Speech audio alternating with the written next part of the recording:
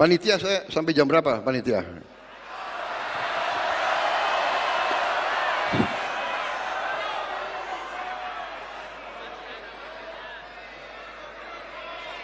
Saudara-saudara, saya ingin ingatkan rakyat menanti bakti kita. Rakyat mengharapkan hasil nyata dari kita. Hasil nyata. Harga pesawat terbang turun.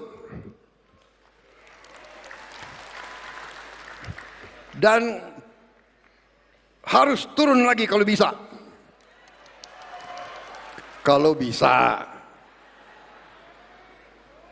Harga naik haji turun. Ada Menteri Agama di sini, ada Menteri Agama. Badan Haji ada. Kalau bisa ongkos naik haji turun lagi. Saya mau jadi presiden yang nurunkan harga, saudara-saudara sekalian. Harga yang boleh naik adalah harga gabah untuk petani. Nah, itu harus naik.